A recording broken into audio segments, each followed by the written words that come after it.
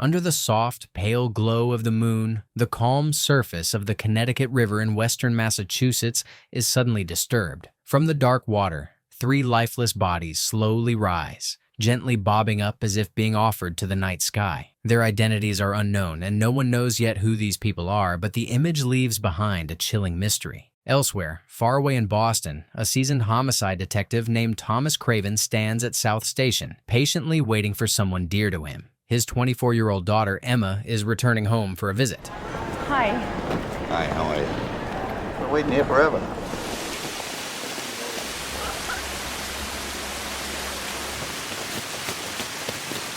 Thomas rushes toward Emma, thinking she might be sick, and he asks if she is all right. Emma looks tired, but manages to sit up and smile while Thomas drives home. Her father is clearly concerned about her health and keeps wondering if she's not telling him something, perhaps something woman-related, such as being pregnant. Emma brushes off his worry and insists that she's fine and not pregnant. He asks if she's seeing someone, and Emma says yes, but adds that she doesn't think her dad would like the guy. Thomas is glad that his beloved girl is here and excited by her presence. At home, they plan to share a peaceful dinner. Thomas prepares a meal while Emma keeps him engaged in conversation.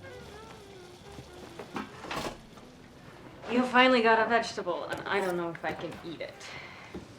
So how'd you get time off work? You don't even know what I do. I wanted to come home. I'm glad you did. While Emma waits at the table, she begins to bleed from her nose. Panic washes over her, and she starts vomiting right on the plate. Thomas rushes to her aid. Her fear is now obvious. She begins to cry and urgently tells her father that she needs to see a doctor. Just before they leave, she tries to confess something, saying she has something important to tell him. She looks very unwell and stressed. Thomas grabs his things and rushes to her. But before the two go outside, something so unexpected occurs. Craven!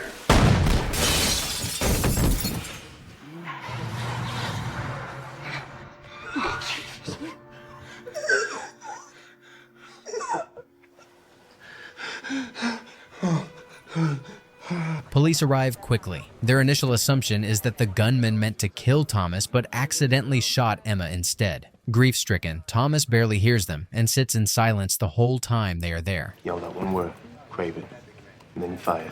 Jesus Christ. Get him some water, coffee or something. Somebody get him some coffee. Want a glass of ginger ale? Get him a ginger ale.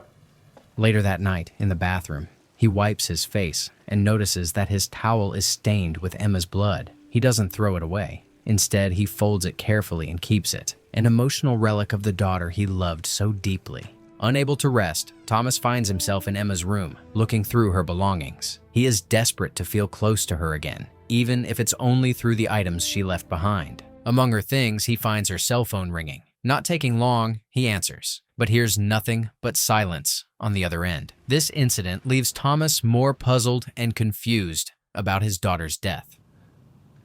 Dad, are you all right? Yeah, fine. Who's my little girl? Oh.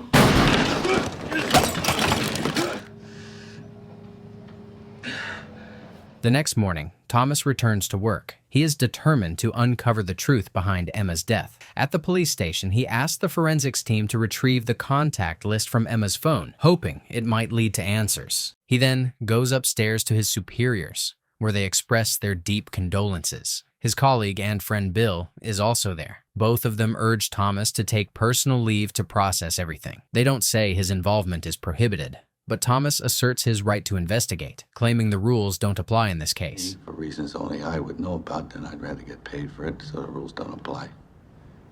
He's right, isn't he? I think he is, yeah.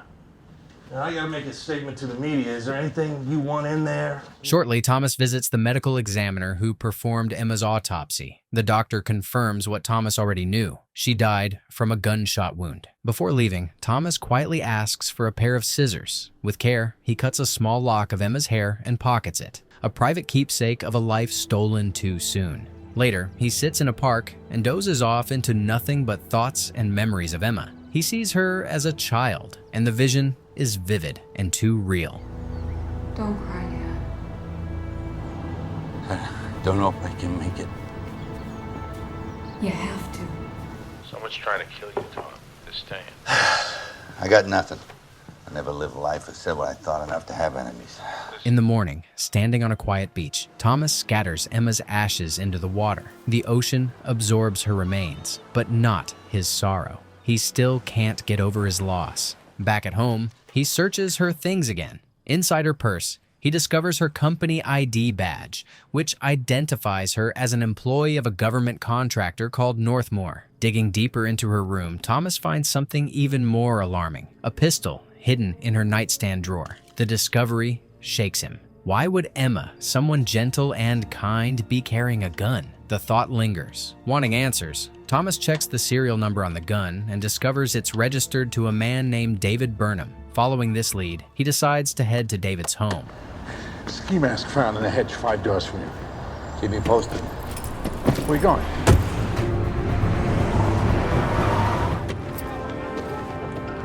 When Thomas arrives, David becomes anxious, grabs a knife, and turns the light off. Thomas knocks at first to be polite, but when there's no answer, he uses his skills to unlock the door from outside.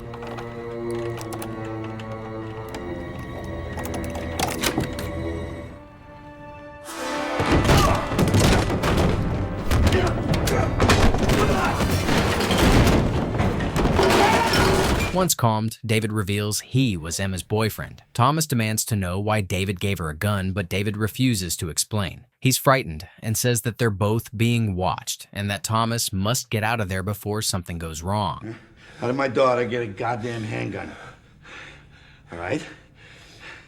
Why? I know you. You're her dad. What kind of trouble she was in? Can't talk about that.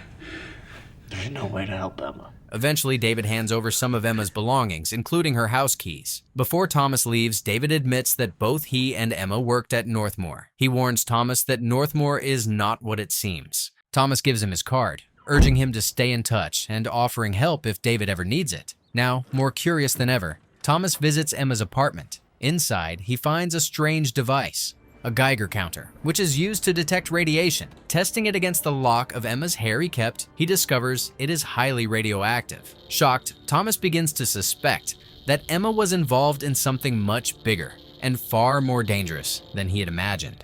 Elsewhere, a man named Darius Jedberg is informed by a mysterious source that Jack Bennett, the head of Northmore, has been illegally manufacturing nuclear weapons. The materials are reportedly foreign, and if used, the bombs could be blamed on other nations. Emma, it turns out, had discovered this secret and had planned to expose it.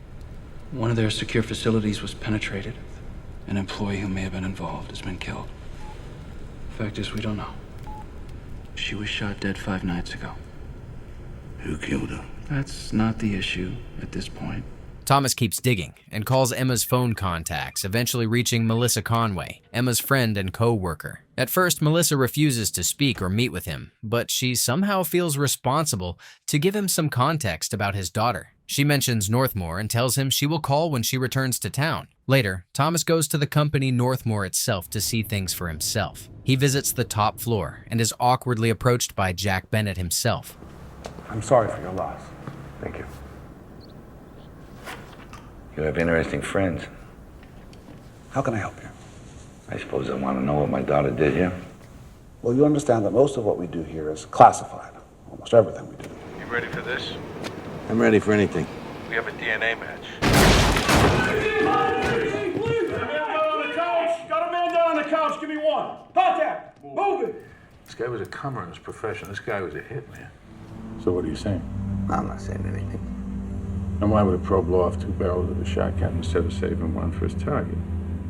Later at night, Thomas burns some of Emma's old clothes in his backyard. After a while, he senses someone watching him and spins around, gun drawn. Sitting calmly in his backyard is none other than Darius Jedberg, a British intelligence consultant. Darius explains that he had been asked by powerful people to silence Emma and clean up any remaining problems, including Thomas. Thomas is horrified when Darius says that some believed Emma was a terrorist. Darius then shows him photographs of 3 people, the same 3 who were found dead in the Connecticut River at the start of the story. He says they were trying to sneak into Northmore to gather evidence. They died during their escape, suggesting Northmore has something dangerous to hide. Darius also reveals that Emma's laptop is missing and then drops a final bombshell. Emma had traveled with those 3 people on a mission to steal information from Northmore. She escaped, but they did not. Thomas begins to see everything clearly. Emma had tried to tell him something important the night she died, but the truth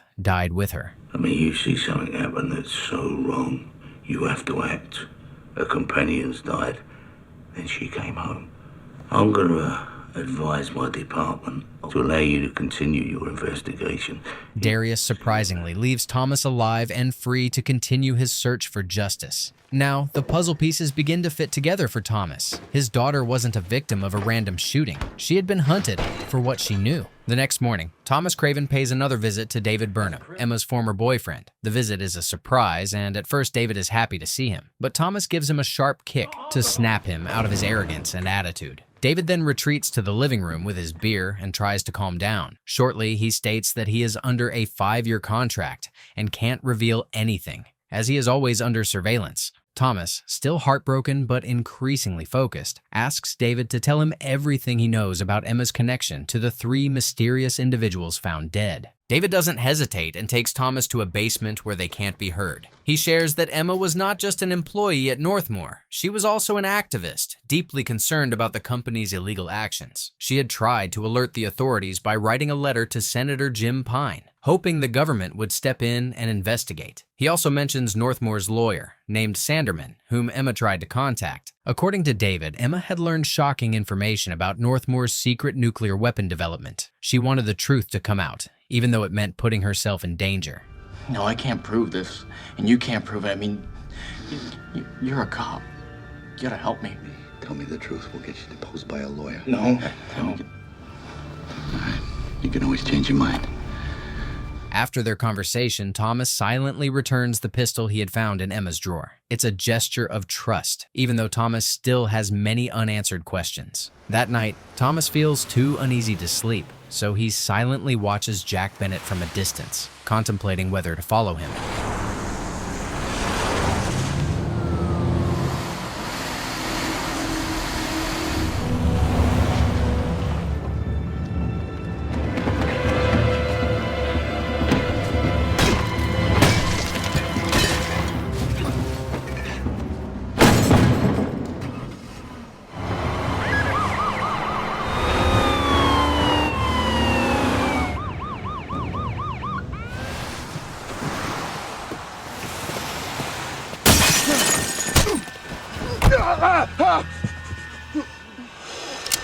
What does it feel like?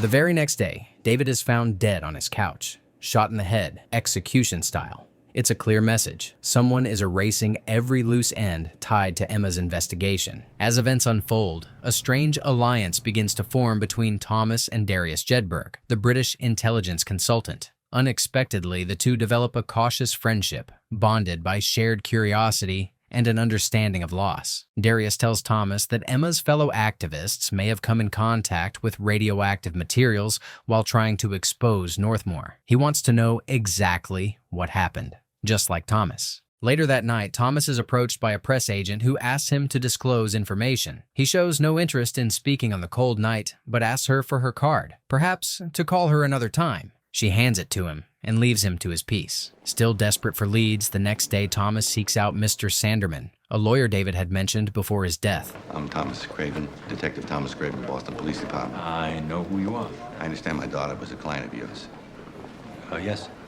Can I ask you what this is about? She came to your office. She wanted to blow the whistle on something.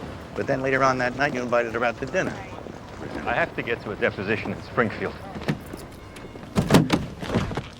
My daughter came to talk to you, but you're Northmore's attorney. Getting you in trouble's good enough for me. Listen, asshole, this is not about police, okay? No, I want to see the senator. See the senator?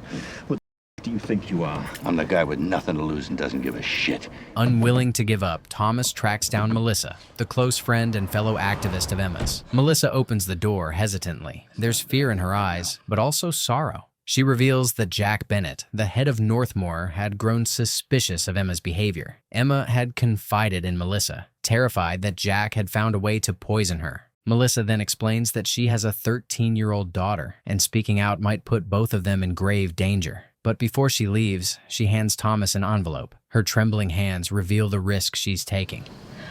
I gotta tell you something else first. What? She thought they poisoned her. What was the name of her contact in Night Flower? Tell me that and we're done. No, I'm done.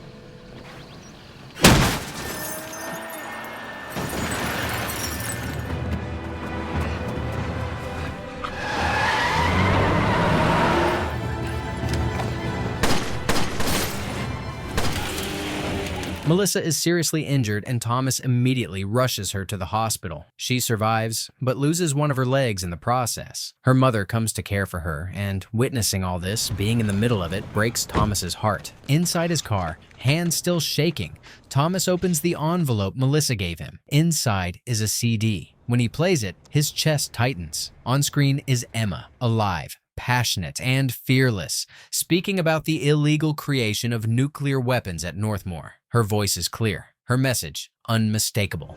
Northmore is breaking the law. They are making nuclear weapons. I've stolen documents, images, blueprints. Obviously, if these bombs were ever to be used, they would be traced directly back to another country. So I'm showing a team of people how to get into the Northmore facility. I'm under constant surveillance. My chances are that if you're watching this, I'll already be dead. I love you, Dad. Meanwhile, Thomas visits a man named Robinson and beats him in his own backyard. He knows this man is no innocent, living his best life, while Emma was killed by people like him. Now, what I want to know is why they signed it about the drowning deaths of your people. Why is that? All of them had kids, and one of them was my daughter. See, they know who you are, and you're not dead. You're not dead, shot, hurt, poisoned, nothing. You're gonna tell me everything. Come on, you say. No!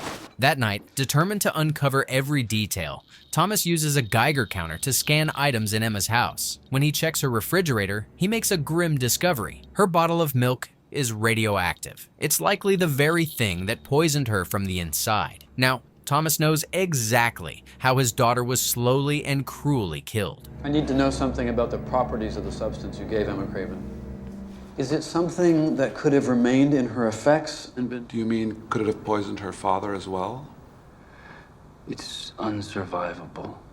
Soon after, Thomas visits Senator Jim Pine, the very man Emma had written to before her death. Calm but intense, Thomas slips in and makes small conversation. He doesn't trust the senator, and the man clearly doesn't seem innocent. After sitting down, Thomas mentions that he knows Emma approached him and asks if there's anything else he wants to say to her father. She sent me a letter. What happened to the letter? That's also classified. Opening up a DARPA file on her, treating her like a terrorist? Say you didn't help her. Almost everything of which she could be in violation. What did she allege? Thomas urges the senator to act on the information, now that it has been personally handed to him. The senator listens quietly, but makes no promises. Thomas leaves, unsure whether the senator is an ally or just another part of the cover-up. Later, while grabbing something to eat, he spots two men in a black van watching him. Thomas quietly gets into his car, but it's clear they're following him. All afternoon, Thomas leads them through winding roads without stopping, until eventually, he makes a calculated move.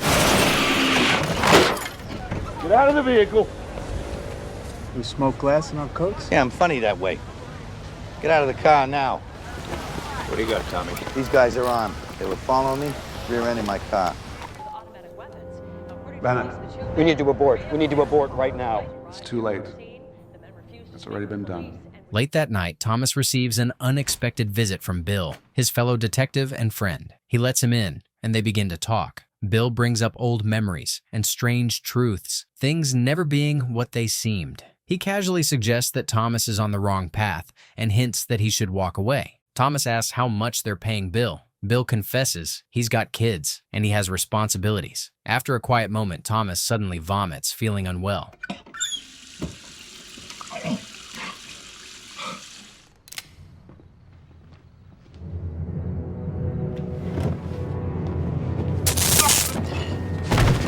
Shortly after, Thomas wakes up handcuffed to a hospital bed inside Northmore's secret facility. The cold room, the restraints, the silence. It all screams danger, but he manages to break the small iron with his leg and lies in wait. As expected, a white-coated doctor walks in.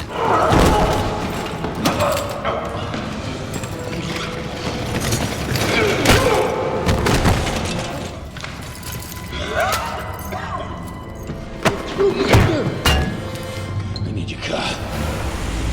When Thomas gets home, he tries to wake himself up by washing his face. However, he's too weak and tired. His skin is pale and his hands tremble. The signs are unmistakable. He has been poisoned, just like Emma. He realizes his time is running out, but before his body gives in, he makes one final decision: to make the responsible parties pay. With a pistol in his hand and rage in his heart, Thomas drives to Jack Bennett's estate. As he approaches the premises, security attempts to stop him, but he shoots and continues toward the mansion. You're all done. Sit down. Be dead.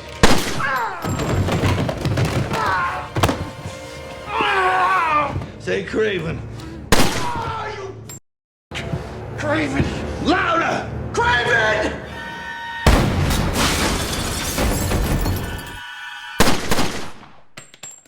Jack manages to put a bullet in Thomas's chest, but Thomas won't stop until his daughter's death is avenged. Barely managing to climb the stairs, he finds Jack weakened by the gunfight. Thomas grabs him by the neck and pulls out a familiar item, the same radioactive milk bottle. He forces Jack to drink it. Jack panics, rushes to another room, and scrambles for a hidden bottle of pills, an antidote. But Thomas, bloodied and breathless, reaches him before he can take it. You know you deserve this.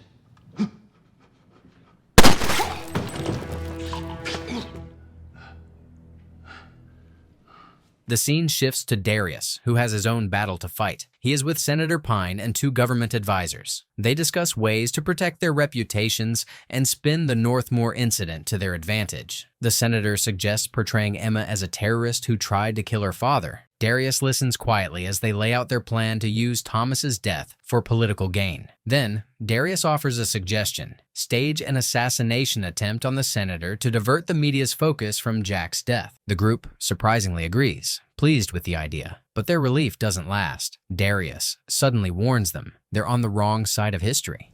I don't think you really understand what side of the situation you're on. Well, I think we've had a successful meeting. I'm a United States Senator. By what standards? Shortly after, a nervous young police officer enters the room having heard gunshots. Darius points his gun at him, then gently asks if the officer has children or family. The officer nods, and Darius lowers his weapon, feeling sympathy. But in a heartbeat, the officer fires, killing Darius and ending his legacy in an instant. Elsewhere, we see the reporter who once contacted Thomas receiving an envelope of evidence at her desk. When she opens it, inside are DVDs, Emma's recordings, the truth preserved. It was sent by Thomas. The reporter watches in disbelief as everything is revealed. The corruption, the lies, the murders. It turns out that Thomas had finally exposed everything. He completed Emma's mission and fulfilled her dying wish to expose Northmore's secrets. Later, we see Thomas lying in a hospital bed. The bullet wounds, the radiation, it's all catching up to him. He knows he's dying. As he lays there dying, the soft voice of his daughter whispers in his ear. Emma's presence surrounds him, not just in memory, but in spirit. A final moment passes between them, which is silent but comforting. In the film's final moments, a soft light fills the hospital corridor. Thomas and Emma appear, walking hand in hand into the brightness. Together at last, they step into the light, free from pain, united by truth.